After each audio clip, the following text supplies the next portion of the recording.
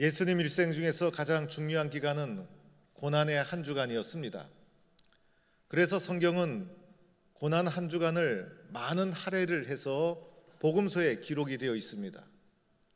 마가복음 전체 16장까지 있는데 1장에서 10장까지는 예수님 태어나면서부터 예루살렘 성에 입성하기 전까지 긴 세월이 기록되어 있고, 불과 한 주간의 기록이 11장부터 16장까지 한 주간의 기록이 11장부터 16장에 걸쳐 다 기록되어 있습니다. 누가복음도 마지막 예수님의 고난주간이 19장 후반부부터 5장 반에 걸쳐서 고난의 한 주간이 기록되어 있습니다. 그만큼 고난주간이 예수님의 일생에서 중요한 의미를 가지고 있다는 것입니다. 고난주간 중에서도 가장 최고의 순간은 어떤 순간이었을까? 바로 십자가인 것입니다. 고난에 대해서 기록하는 가운데 예수님의 그 모든 기록은 십자가를 향하여 나아가고 있습니다. 그래서 십자가가 고난 사건의 가장 절정에 놓이는 것이 십자가를 빼고 예수님에 대해서 설명할 수가 없는 것이에요. 그래서 십자가 없는 예수님 상상할 수 없는 것이고, 십자가 하면 예수님이시고 기독교의 상징은 십자가가 되는 것입니다. 십자가라는 것은 인류가 고안해낸 가장 잔인한 사람을 죽이는 사형 방법이에요. 사람을 죽이는 방법이 참으로 다양하지 않습니까?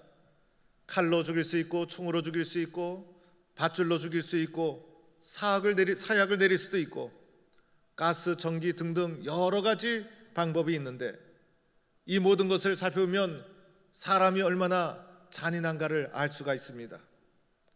이 중에서 가장 잔인한 방법이 어떤 방법이었을까? 바로 십자가라는 것입니다. 다른 것은 사람을 순식간에 죽이는 거예요.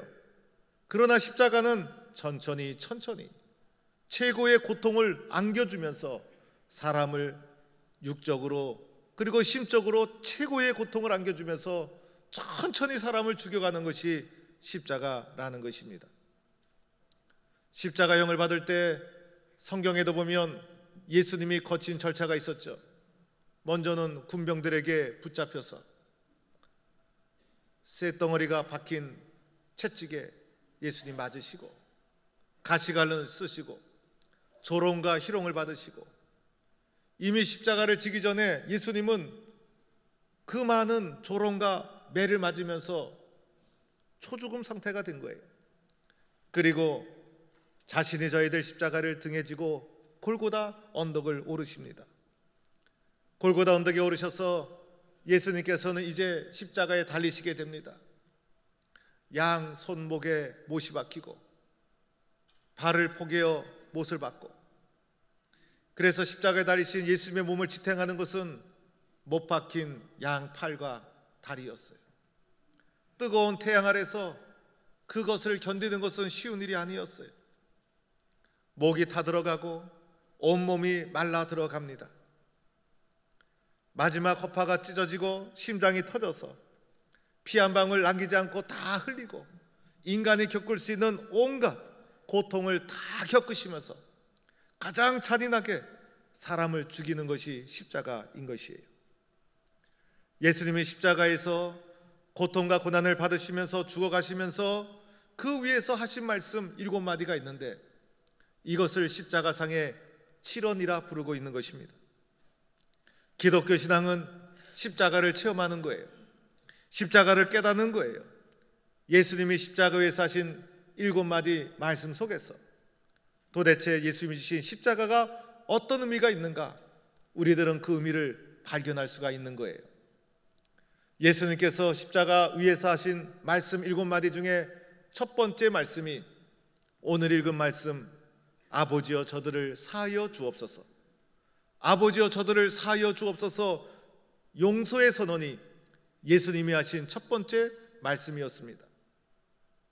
오늘 이 말씀을 보면 예수님께서 십자가 위에서 제일 먼저 그의 입을 열어 터져나온 음성이 아버지라는 음성이었어요. 하나님을 가리켜 아버지라고 변함없이 부르고 있다는 거예요. 십자가의 처절한 고통 속에서 하나님의 버림을 받을 듯한 아픔을 느끼는 가운데서도 하나님에 대한 굳은 신뢰를 가지고 아버지하고 하나님을 부르고 있다는 것이에요. 우리가 잘 될 때 하나님을 친밀함, 감정을 가지고 아버지라 부르는 것은 쉬운 일이에요. 기도한 것이 응답받고 하나님이 나를 도와주는 것 같고 주님 앞에 나올 때마다 주님이 저의 심령 속에 은혜를 가득 채워주시고 하나님이 가까이 계신 것 같고, 그럴 때 하나님을 아버지라 부르는 것은 어쩌면 쉽게 누구나 할 수 있는 것이에요. 그러나 문제가 생기고 병이 들고 어려움이 계속되고 기도하고 부르짖지만은 응답되지 않고 절망의 나락에 떨어졌을 때 도대체 아버지께서 살아계신가?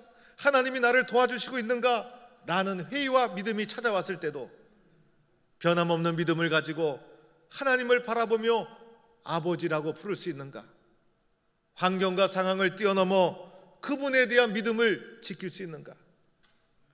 오늘 예수님은 그토록 고통스러운 가운데서도 그분의 입에서 제일 먼저 튀어나온 것은 하나님을 아버지라 부르는 것이었어요.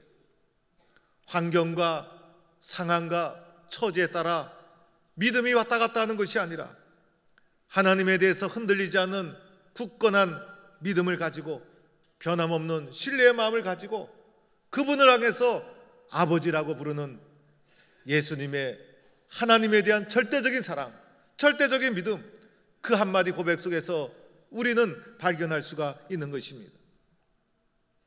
예수님께서 아버지라고 부르면서 하신 말씀이 저들을 용서하여 주옵소서, 저들을 용서하여 주옵소서라고 용서의 기도를 제일 먼저 하셨다는 거예요. 용서라는 것은 대상이 있는 것이죠. 예수님께서 오늘 용서할 때 저들을 용서하여 주옵소서 하면서 저들이라고 용서의 대상을 구체적으로 말하고 있다는 거예요. 우리는 세상에 살면서 조금만 억울해도 잠을 자지 못합니다. 밤새워 끙끙거립니다. 특별히 가까운 사람에게 상처를 받았을 때 그 사람이 나한테 그럴 수가 있나라고 하면서 잠을 자지 못하고 신음하고 아파하고 그 사람을 미워하고 증오하는 것이 우리들의 모습이라는 것입니다. 그런데 오늘 예수님 죄가 없음에도 불구하고 모함을 받았죠. 이유가 없음에도 불구하고 미움을 받고 처절한 십자가를 지고 있다는 것이에요. 예수님 얼마나 억울했을까? 예수님 얼마나 원통했을까? 세상에서 가장 억울하고 원통한 사람은 바로 예수님이라는 것이에요. 그런데 그 십자가 위에서 예수님이 뭐라고 말해야 합니까? 아버지, 저는 너무 억울합니다. 아버지, 저는 너무 원통합니다. 아버지 하나님, 살아계시다라면 제 한을 풀어주세요라고 아버지 하나님께 하소연하는 것이 당연했을 거예요.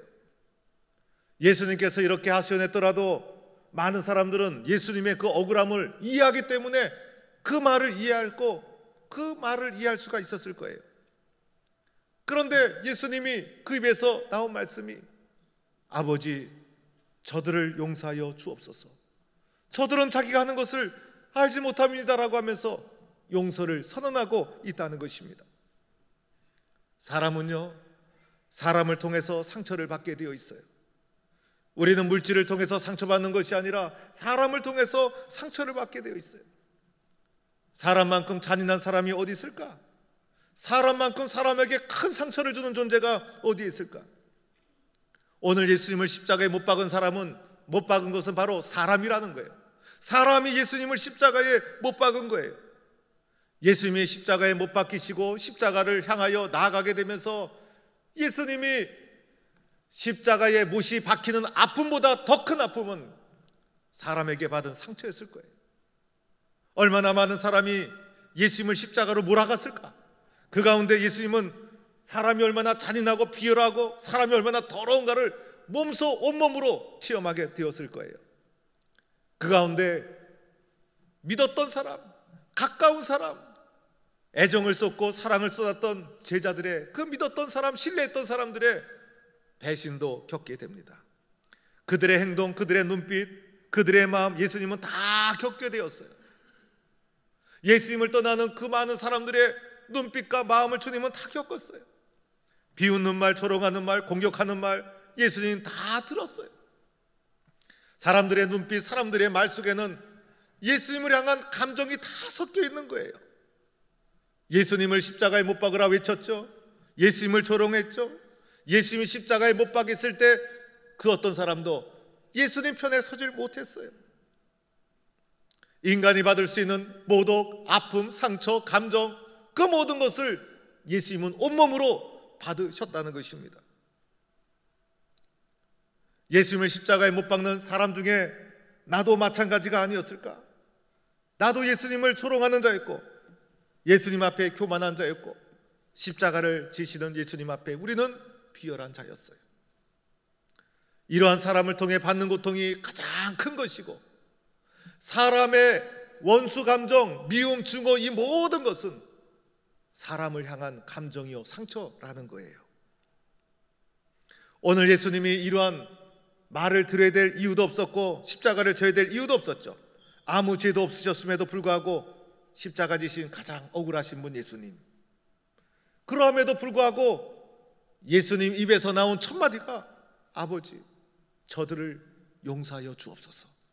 아버지, 저들을 용서하여 주옵소서. 십자가 위에서 첫 마디가 절규하며 드렸던 용서의 기도였다는 것입니다.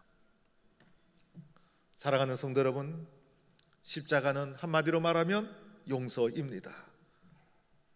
예수님의 용서, 십자가의 용서가 없기 때문에 오늘도 세상은 갈등과 분쟁과 다툼이 계속되는 것입니다. 오늘 예수님의 십자가 용서를 보면 누가 먼저 용서를 하게 됩니까? 예수님이 먼저 용서를 선언했다는 거예요. 당한 사람, 매맞은 사람, 피해 입은 사람, 억울한 사람, 그리고 십자가를 진 예수가 먼저 용서를 선언했다는 거예요. 이것이 예수님의 용서고 기독교의 용서예요. 세상의 용서는 가해자에게 용서를 요구합니다. 그러나 예수님의 용서는 피해자가 용서를 선언하는 거예요. 그래서 예수님의 용서는 위대한 용서가 되는 거예요. 오늘 우리는 조금만 억울해도 분노를 사귀지 못하고 미워하고 원통하고 내가 상처받아서 상대방을 미워하는 것 당연하게 우리는 생각하며 살아갑니다. 용서라는 단어 앞에 나를 가만히 세워보면 우리는 참으로 부끄러운 존재라는 것을 인정하지 않을 수가 없어요. 예수님의 용서 앞에서 우리들은 용서하지 못한 자로 살아가고 있다는 것을 발견하게 됩니다. 용서하고 싶어도 용서가 안 되는 연약한 존재예요.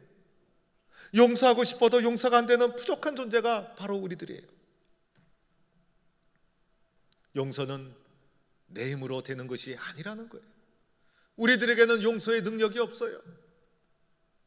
용서라는 것은 원수를 향한 마음이에요. 그러나 용서할 수 없는 내가 예수님 앞에서 예수님이 십자가에서 해주신 말씀, 그 용서의 음성을 내가 먼저 들을 때 나는 할 수 없지만은 나를 용서해 주신 예수님께서 나로 하여금 용서할 수 있는 사람으로 만들어 준다는 것입니다.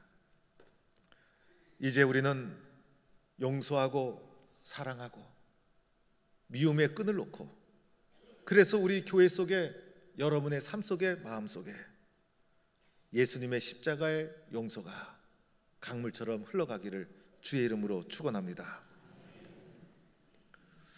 예수님께서 두 번째 해주신 말씀은 내가 진실로 진실로 너에게 이르노니 내가 오늘 나와 함께 낙원에 있으리라. 십자가에 달린 강도에게 해주신 말씀이에요. 예수님 십자가 지셨을 때 양 좌우편에 강도가 십자가를 매달려 있었어요. 이 강도를 성경은 행악자다 이렇게 부르고 있어요. 당시의 십자가는 엄청난 처형 방법이었어요.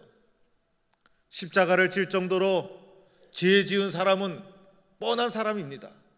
이 십자가 달린 두 강도는 굉장한 범죄자였습니다. 그래서 성경은 이 사람을 행악자 이렇게 부르고 있어요. 이 사람은 강도 중에 강도였을 것이고 이 사람이 십자가 지는 것은 당연했을 거예요. 평생을 착한 일 한번 하지 못하고 속이고 죽이고 공격하고 도적질하고 강도짓하고 온갖 나쁜 짓을 다 하고, 그래서 마침내 십자가형을 언도받고 십자가를 지고 죽을 수밖에 없는 좌우에 있는 십자가에 매달린 두 강도. 이 사람은 인간 같지 않은 짐승 같은 그러한 사람들이었을 거예요. 십자가에 달린 사람답게 옆에 있는 강도가 이렇게 말합니다. 예수님을 조롱하면서 내가 그리스도가 아니냐, 너와 우리를 구원하라. 역시 제멋대로 강도짓하면서 살아온 사람답게 죄에 대한 회개 하나도 없어요. 자기 인생을 어떻게 살았는지 성찰도 없어요. 예수님을 조롱해요. 자기 고집대로 못된 짓 하면서 평생 살다가 십자가에 달려 멸망의 길로 갈 수밖에 없는 강도의 모습을 보게 됩니다. 그런데 다른 편에 매달린 강도는 달랐어요. 그 강도는 도리어 옆에 있는 강도를 꾸짖으면서 내가 동일한 정죄를 받고서도 하나님을 두려워하지 아니하느냐, 하나님을 두려워하지 않느냐. 십자가에 달린 강도의 마음속에 하나님을 두려워하는 마음을 가지게 되었다는 거예요. 하나님을 두려워하는 마음. 이 사람이 왜 이 자리에 섰어요? 하나님을 두려워하지 않고 온갖 살인, 강도, 도적질, 못된 짓을 다 할 수 있었던 것은 하나님을 두려워하는 자가 아니었기 때문이었어요. 그러나 이 순간 이 사람의 마음속에 하나님을 두려워하는 마음이 있었다는 거예요. 그리고 이어서 하는 말씀이 우리는 우리가 행한 일에 상당한 보응을 받는 것이다. 우리는 우리가 저지른 죄 때문에 마땅히 벌을 받는 것이다. 여러분, 아무리 잘못을 하고 십자가를 져도요, 아무리 죄인이라더라도 감옥에 가서 나는 죄인입니다라고 회개한 사람 별로 없어요. 옆에 매달린 강도가 또한 그랬잖아요. 그러나 이 강도는 내가 여기에 십자가에 매달린 것은 내가 지은 죄 때문에 마땅한 것이다. 내가 지은 죄 때문에 마땅한 것이다. 이 강도의 마음속에 회개의 마음이 올라오고 있었다는 거예요. 이 강도는 회개한 자가 분명해요. 하나님을 두려워했죠. 회개했죠. 마지막 예수님을 향하여 뭐라고 말합니까? 예수여, 당신의 나라가 임하실 때 나를 기억하소서. 예수님께 의지하면서 구원을 요청하고 있는 거예요. 하나님을 두려워했죠. 그리고 회개했죠. 예수님을 의지했죠. 이 강도가 마지막 순간에 십자가 위에서 예수님 앞에서 구원의 과정을 거쳐가고 있는 중이에요. 이때 예수님 얼마나 힘들었을까? 십자가 위에서 예수님은 숨도 제대로 쉴 수 없는 상황이었어요. 옆에 있는 사람 쳐다볼 여유와 겨를이 없었어요. 예수님 자신이 너무나 고통스러워서 그 고통과 씨름하느라고 예수님 정신이 없었어요. 예수님 몸을 의지하는 것은 양 손목에 박힌 못이었어요. 이 못에 의지해서 자신의 처진 육신을 의지하면서 버티고 있는 것, 너무나 고통스러운 것. 말 한마디 할 수도 없었고 몸을 돌릴 수도 없었어요. 몸을 돌릴 때마다 온 몸이 고통으로 자신의 육신을 찌르고 있었어요. 예수님이 고개를 돌리는 거 보통 어려움이 아니었을 거예요. 그런데 예수님은 마지막 순간에 그 강도를 향하여 온몸을 다하여서 몸을 돌리며 그 강도를 바라봅니다. 그리고 예수님 그에게 말씀해 주시죠. 뭐라고 말씀합니까? 내가 진실로 내게 이르노니 오늘 내가 나와 함께 낙원에 있으리라. 내가 나와 함께 낙원에 있으리라. 그 사람에게 복음을 선포하고 있는 거예요. 십자가에서 죽어가면서 예수님을 통해서 예수여 주의 나라가 임하실 때 나를 기억하소서라고 자기가 의지하고 믿었던 그 예수님으로부터 내가 오늘 나와 함께 낙원에 있으리라, 이 말씀을 들은 강도의 영혼과 심령이 어땠을까? 그에게는 복음 중에 복음이었다는 거예요. 예수님이 십자가 위에서 죽어가시면서도 마지막까지 최선을 다한 것은 보잘것없는 한 영혼이었지만 그 영혼을 구원하는 것, 그 영혼에게 복음을 증거하는 것, 예수님이 마지막까지 최선을 다했다는 것입니다.